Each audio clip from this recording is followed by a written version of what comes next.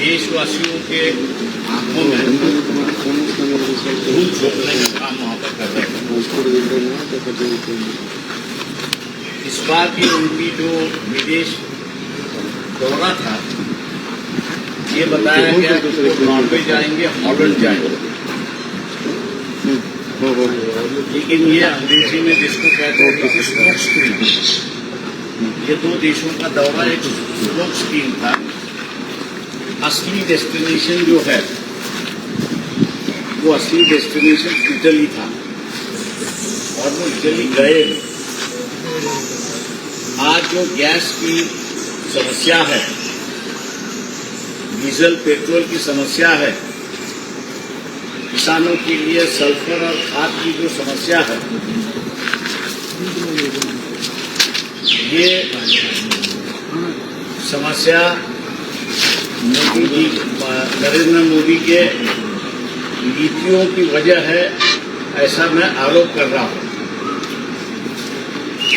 Italy में जो गए थे उसकी वजह ये है कि इटली में दो संगठन है, उन दो संगठनों का नाम है बॉयकॉट मूवमेंट है और दूसरा है नो हार्बर ऑफ टीडीएस। ये दो इटली की संगठन है कि जो इजराइल और पैलेस्टीन के अंदर जो झगड़ा चल रहा है, इटली से कोई सामान वहां पर ना जाए, इसका देखरेख का काम करते हैं। वहां पर करीब करीब जेएनपीटी से निकली हुई और एक चेन्नई पोर्ट से निकली हुई ऐसी 4 जहाजें हैं कि जिनको इटली में रोका है। इनके पास करीब करीब 800 टन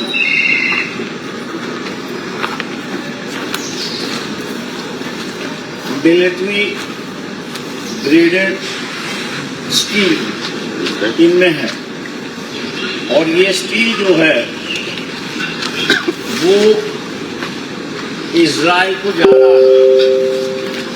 उनका कहना है कि ये इजराइल को गया तो कम से कम 17,000 इसके शेल्स बनाए जाएंगे और पैलेस्टीन पर जो है इसका इस्तेमाल किया जाएगा और एक जेनोसाइड की वजह से है। उन्होंने इटली की सरकार को जो है प्रेशर किया क्योंकि ये पोर्ट में जितने भी कामगार है उनकी ये यूनियन है और उन्होंने कम से कम इसको रोक दिया है। ये बात दुनिया में ना फैले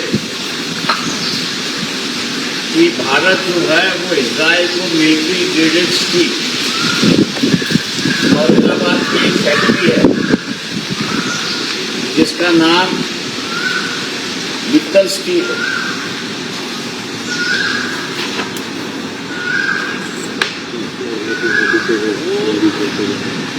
मित्तल स्टील्स करके है, वो कंपनी ने जो है इजराइल को माध्यम से भेजा, ऐसी एक परिस्थिति है। दूसरा जो है ये बात अगर बाहर आ जाती है तो एक तरफ से रशिया और चाइना जो ईरान के साथ में है और कच्चा तेल वहां से आ रहा है, दूसरी तरफ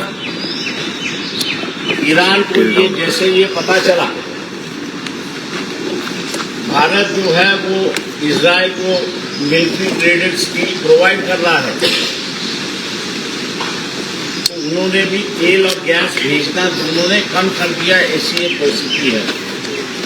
इसलिए आज की जो गैस की समस्या है, तेल की जो समस्या है, ये मोदी जी के इस 3 फाइल में नाम आने की वजह से आज हर कोई देश उन पर दबाव डाल रहा है। ऐसी एक परिस्थिति है। दूसरी एक वजह है इसमें कि इटली की एक फैक्ट्री है मेथी करके, जो केमिकल बनाती है उस केमिकल का नाम है PFES और ये chemical substance forever chemical किया जाता है क्योंकि इसको डिस्ट्रॉय ही नहीं किया जाता।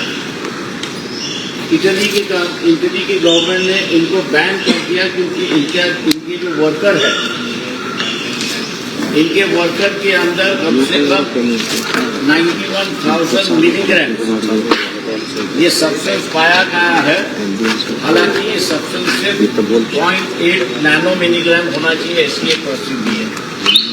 इस कंपनी को दोबारा जो खरीदा है हेलो इंडिया की एक कंपनी है कि जिसका नाम विवा लाइफ साइंटिस्ट लिमिटेड करके है। और ये मैंने जैसे कहा कि ये जो स्टील सप्लाई का मिलिट्री ग्रेडेड स्टील सप्लाई कर रहा है इजराइल को, लक्ष्मी ऑर्गेनिक इंडस्ट्री इसकी सब्सिडरी है।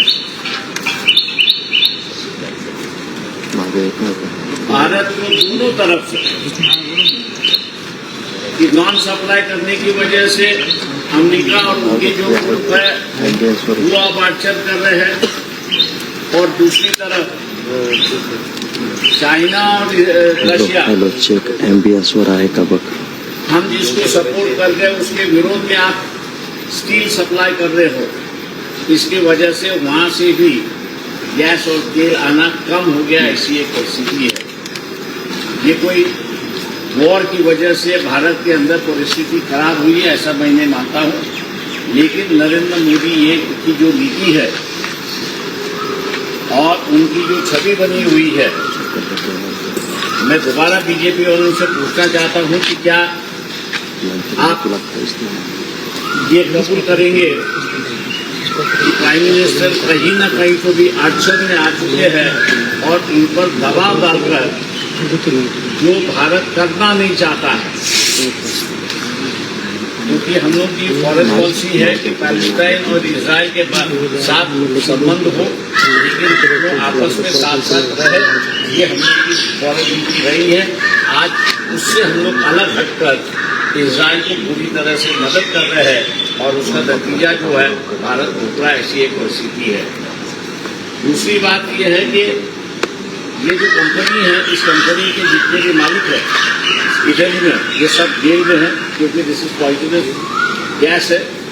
ये फैक्ट्री की जो मशीनरी है वो दोबारा लक्ष्मी ऑर्गेनिक इंडस्ट्रीज लिमिटेड ने बेची है कि जो औरंगाबाद जालना में है, और उनकी फैक्ट्री जो है वो रत्नागिरी में आ रही है, ऐसी एक परिस्थिति है।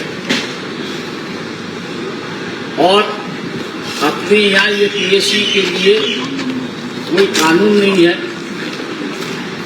कोई रूल्स बनाए गए नहीं है, और इसलिए उस केस के पेपर्स, मैथी केस के पेपर्स किसी भी इंडियन के हाथ में ना लगे, इसके लिए उसकी पैरवी करने के लिए prime minister Narendra Modi Italy गए थे। और इसलिए मैंने कहा कि उनका सीधा मकसद था कि ये जो चोरी छुपे इजराइल को मिलिट्री ग्रेडेड स्टील भेज रहे थे उसको छुपाने का, और दूसरा ये जो लक्ष्मी ने फैक्ट्री खरीदी और रत्नागिरी डिस्ट्रिक्ट में डालने जा रही है उसके पेपर्स किसी भारतीय को ना मिले, इसकी वजह से है। ये जो दोहरी राजनीति चली है, उस दोहरी राजनीति का मीडिया में जगह जगह पर विरोध हो रहा है। इंडियन मीडिया इस बात को उजागर नहीं कर रहा है, लेकिन इंटरनेशनल मीडिया में ये पूरी तरह से बात खुल गई है और हर कोई जो है वो भारत को कोस रहा है कि जहाँ जेनोसाइड हो रहा है वहाँ आप ऐसे हथियार और सामान कैसे भेज सकते हो, ये एक सवाल सबसे बड़ा हुआ है।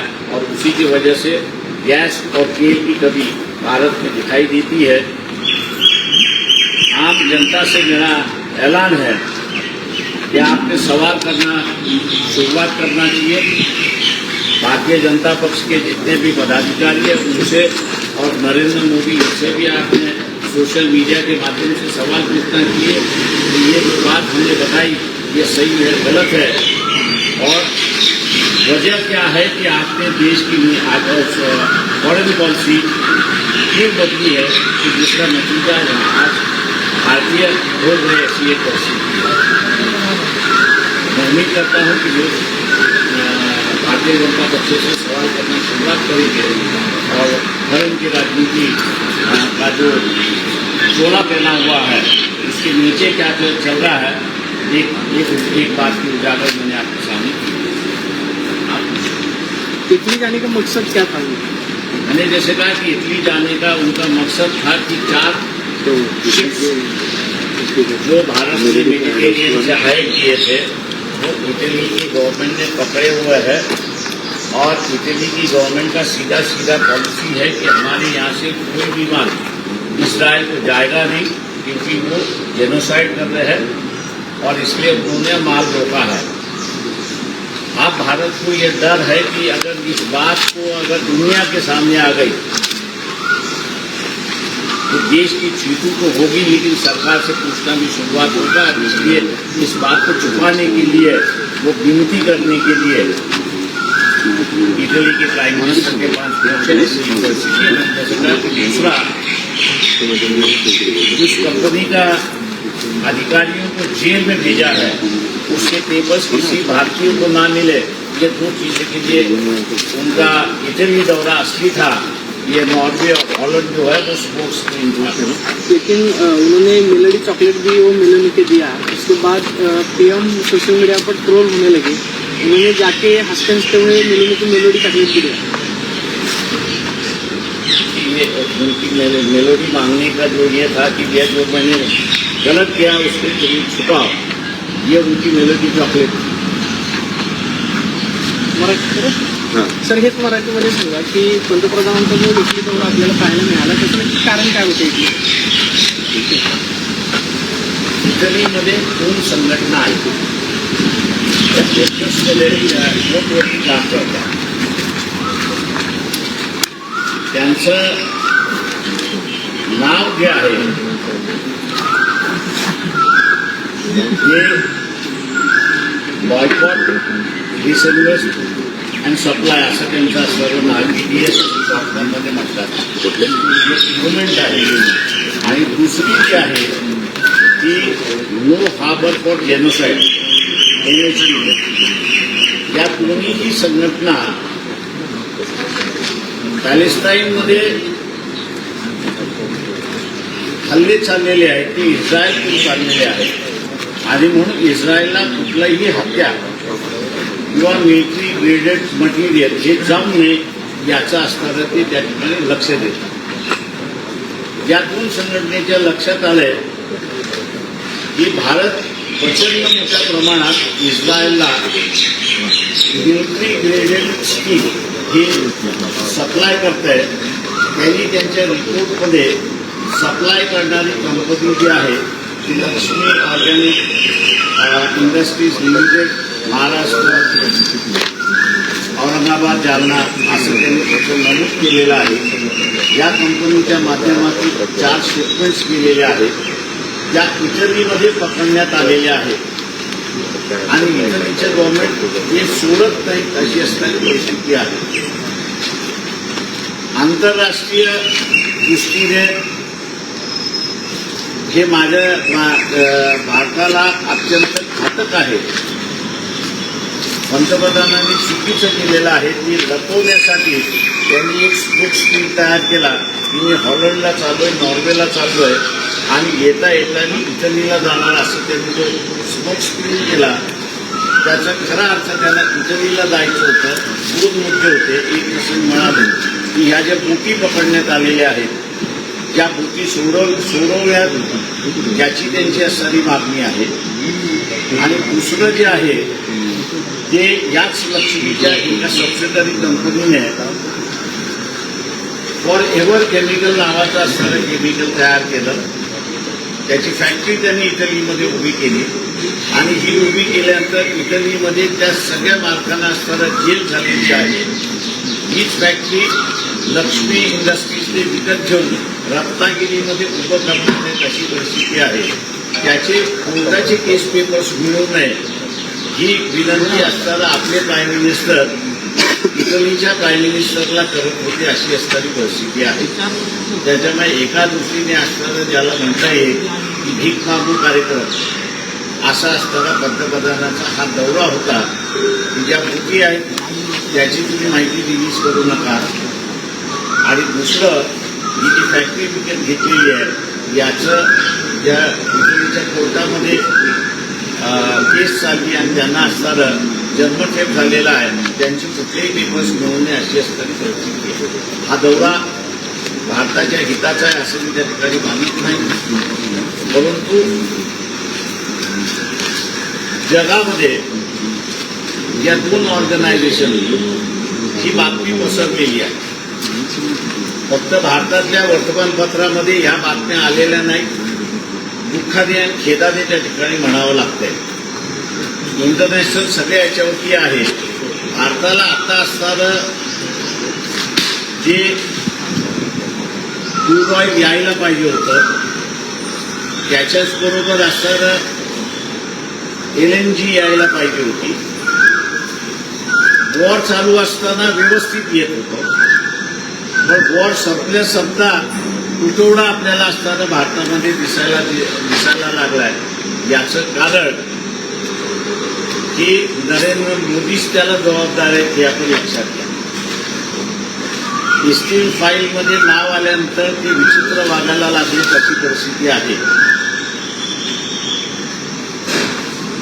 मिलिटरी ग्रेडेड मटेरियल भारताकडून इस्रायलला पोहोचवणं हे अमेरिकेला चांगलं वाटलं असेल पण जिथून आपल्याला गॅस येतो आणि जिथून आपल्याला तेल येतो त्या देशांकडून असताना नाराजी व्यक्त झाली आणि ती नाराजी आपल्याला दिसते की त्यांनी जहाजं भरलेली आहेत पण सोडलेली नाही तशी असणारी परिस्थिती आहे.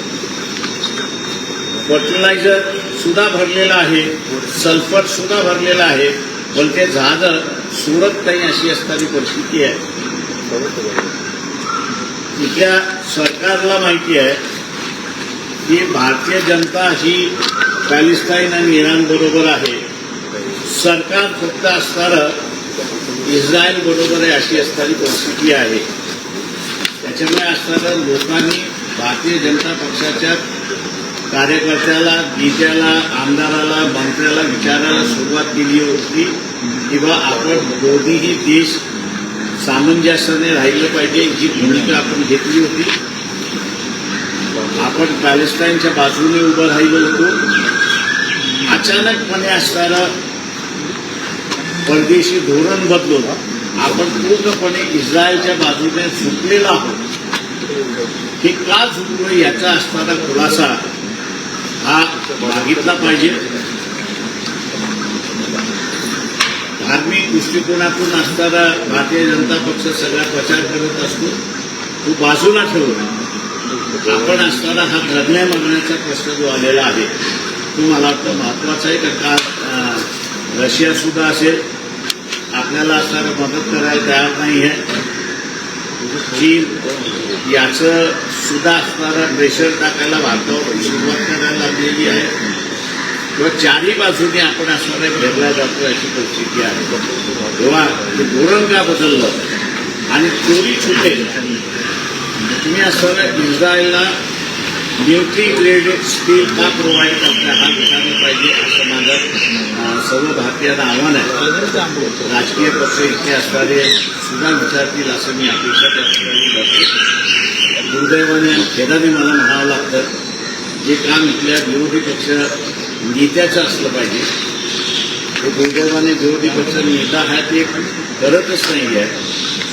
इटलीच्या वर्तमानपत्रामध्ये आलेलं आहे म्हणजे विरोधी पक्षाच्या नेत्याच्या आजी आज्याच्या घरातून असणारं सगळं माहिती आलेली आहे आणि जगाला पुरवल्या जातं किंवा निश्चितपणे नातवाला सुद्धा पुरवल्या गेली असेल पण नातवाने असणारं ते काही उचललं नाही अशी असणारी परिस्थिती आहे. आणि म्हणून आज आमच्यासारख्यांना असणाऱ्या रिजनल पार्टीजला नॅशनल इश्यूज उभे करून डिबेट सुरुवात करावा लागतो जी आता आमच्यावरती आलेली पाहिजे असली तुम्ही असं म्हटलं की दीप नवमी कार्यक्रम सुरू झालेला आहे. मोदींचा हा दौरा जो होता त्यावरती शरद पवार असं म्हणाले की जगभरामध्ये भारताची प्रतिमा जी आहे ती जपण्याचं काम देशाबाहेर मोदी करतायत. त्याच्यावरती मला कॉमेंट्स करायचे नाही. त्याचा एकदा कधीतरी बोलत की बोलता भिलेच होत सातत्याने असं का होतंय त्यांचं? वेगळी प्रेस करतो. मोदींचं नाव एप्स्टीन फाईलमध्ये आलेलं आहे असं तुम्ही म्हणताय. त्याच्यामुळं एप्स्टीन फाईलच्या दबावामुळे देश मोदींवरती दबाव निर्माण करण्याचा प्रयत्न आहे. असं काय आहे एप्स्टीन फाईलमध्ये काय असेल की जेणेकरून देशाचं परराष्ट्र धोरण असेल ते सगळं चुकतंय? तुम्हाला असणाऱ्या PNBचे 2 नोटिफिकेशन हे करायला सांगतो. एक ॲग्रिकल्चरला 2005 साली PNBने गव्हर्नमेंट ऑफ इंडियाचं काढलेलं स्टेटमेंट आणि आत्ता माझ्या अंतर्गत मार्चमध्ये 2026ला काढलेलं स्टेटमेंट ते बोलतं असेल त्या ठिकाणी. सर ह्याच्यावरती प्रश्न येणारे देशात.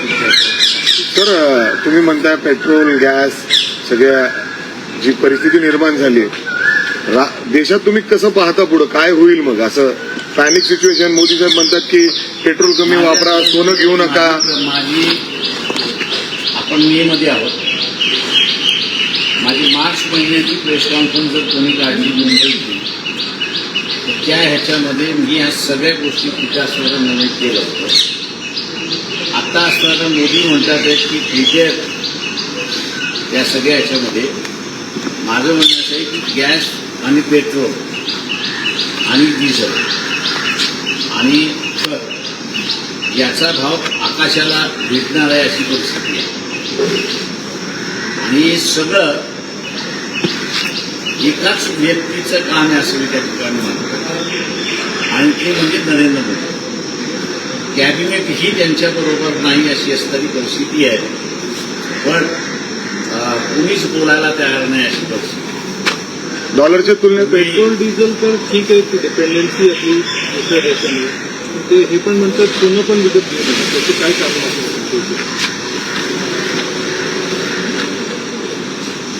मोदींच्याच भाषेत बोलायचं झालं. चिदंबरमनी ज्यावेळेस लोकांना सजेशन केलं होतं त्यांनी की बा सोनं विकत घेऊ नका त्यावेळेस मोदींचंच भाषण होतं. महिलांना उद्देशून होतं की काँग्रेस पक्ष तुमचं मंगलसूत्र सुद्धा चोरून घेत आहे. जेव्हा मोदींना त्याच भाषणाची आठवण करून घेतोय की तुम्ही लोकांना म्हणताय की सोनं खरेदी नका याचा अर्थ तुम्ही असताना महिलांना असं म्हणताय की लग्नामध्ये मंगलसूत्र घालू नका हाच त्याचा अर्थ होतो. सर डॉलरच्या तुलनेत रुपया पडत चाललेला आहे. ग्रामीण भागामध्ये अनेक पेट्रोल पंपावर पेट्रोल डिझेल देताना टंचाई आहे, गर्दी आहे, लोकांमध्ये संभ्रम आहे. नक्की वाशिम जिल्ह्यातलं मी सांगतो तिथे 42 पंप आहेत. 42 पंपापैकी 3च पंप आहेत की ज्याच्यावरती पेट्रोल मिळतं. किती दिवस पुरेल मग आता? किती दिवसांचा साठा शिल्लक आहे असं वाटतं की जेणेकरून त्याच्यानंतर परत जर कदाचित तिकडून क्रूड ऑइल आलं नाही तर मग सगळ्या गोष्टी बंद होईल. क्रूड ऑइल पाठवायला सगळेच तयार. भारताला क्रूड ऑइल प्रोव्हाइड करायला सौदीही तयार आहे, UAE तयार आहे, इराणही तयार आहे, इराकही तयार आहे आणि रशियाही तयार आहे. त्या नाही असं नाही. परंतु आडलंय मोदी आडलेलं आहे. जे न्यूट्रल आपलं धोरण होतं ते न्यूट्रल धोरण संपवून त्यांनी असणारा प्रो इस्रायल हे जे धोरण घेतलेलं आहे या प्रो इस्रायलमुळे शिप्स आपल्याकडच्या गेलेल्या तेलाने भरलेले आहेत, गॅसचे सुद्धा भरलेले आहे, फर्टिलायझरचे सुद्धा भरलेले आहे, सल्फर लागतं आपल्या इथं तेही भरलेले आहे. एवढंच आहे की त्यांनी रोडवरती ठरलेलं आहे. या सगळ्या गोष्टींना जबाबदार याला जबाबदार नरेंद्र मोदी. यातनं तिढा सोडवायचं कसं? मोदींनी भूमिका बदलली तरच हे होऊ शकतं. यांनी किंवा लोकांनी असताना मोदीला विचारलं पाहिजे की देशाच्या हिताचं धोरण जे होतं ते तुम्ही बदललं का? दुसरा प्रश्न असा विचारला पाहिजे त्यांनी लोकांनी की एसटी फाईलमध्ये तुमचा फक्त उल्लेख आहे, याच्या पुढे अजून काही आहे का? कारण आज एक ट्रम्प असं म्हणतो 24 तासात याला मी उद्ध्वस्त करू शकतो. हे पहा, मोदीला 4 दिवसापूर्वीचं स्टेटमेंट आहे. त्याच्यामुळे असणारा एसटी रेकॉर्ड सगळा अमेरिकेकडे आहे. लोकांनी विचारायला सुरुवात केली पाहिजे की खरंच तुमच्यावरती दबाव येतोय का? दबाव येत असेल तर देशाला महत्व द्यायचं की मोदीला महत्व द्यायचं हे लोकांनी ठरवलं पाहिजे. आणि मात्र आता मग भाजपचे नेते मोदींच्या आव्हानाला प्रतिसाद देत आहेत. मग कुठे कोणी ट्रेननं प्रवास करतोय, कोणी चालत म्हणतो, बुलेटवर जाते, कोणी टू व्हीलरवर. पाठीमागे 100 गाड्या असतात. तरी काय म्हणजे तुमच्या बोलण्यात असं जाऊन दे की एकट्या मोदींमुळेच देशाची आज ही अवस्था झाली, तर तुम्ही संघाला सूचित करणार का बाबा हे बदला, नाही तर देश खड्ड्यात जाईल? संघाला खड्ड्यात जायचं असेल तर जाईल. वॉर्निंग करायचं तसं आहे. मी वॉर्निंग मार्च महिन्यामध्ये केलं होतं. बँकेचा प्रॉब्लेम येईल, फर्टिलायझरचा प्रॉब्लेम येईल, गॅस आणि याचं येईल, डिझेल पेट्रोलचा प्रॉब्लेम होईल, लेआउट व्हायला सुरुवात होते आणि अनेक फॅक्टरीज बंद होतील अशी असणारी परिस्थिती आहे. काँग्रेस पार्टी तुम्ही बघितलंच असेल सोशल मीडियावर, लोकांचा अनरेस्ट किती त्यातनं अंदाज बाहेर पडला त्याच्यात. त्याच्यावर बॅन केलं, भारतामध्ये बॅन केलं त्याच्यावर. ब्लॉक करण्यात आले. किती बॅन केलं तर लोकांच्या मनातून तुम्ही बॅन केलं का? कागदपत्र तुम्ही बॅन करा आणि लोकांच्या मनामध्ये ते आहे. मात्र देशाच्या सर्व न्यायाधीशांनी तरुणांबद्दल असं असे जेव्हा प्रॉब्लेम होतात त्यावेळेस प्राईम मिनिस्टर आपल्या दुसऱ्या देशातले दौरे करतात. आणि नागालँड बघा तुम्ही, त्यावेळेस पण ते बाहेरच होते. आता हे सीबीआयच्या वक्तव्यानंतर सुद्धा ते बाहेरच आहे. तर काय असं होतं?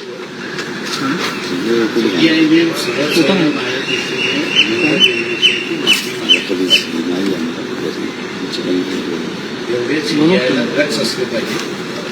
आणि अनावधानाने माझ्याकडून गेलं त्याला उद्देशून पेटिशन बरोबर नव्हतं ही कमी पण जनरलाइज जे झालं त्याच्याबद्दल असताना त्यांनी माफी सरळ मागितली पाहिजे. त्याच्यामध्ये त्यांचं काहीच अवघडणार नाही. उलट त्यांच्याबद्दलची इज्जत ही वाढेल. त्याच्यामुळे खुलासा कधीपासून नीटची बघितलं असेल पेपर फुटेज, अख्ख्या देशातले सगळे युवक डॉक्टर होऊ पाहतात.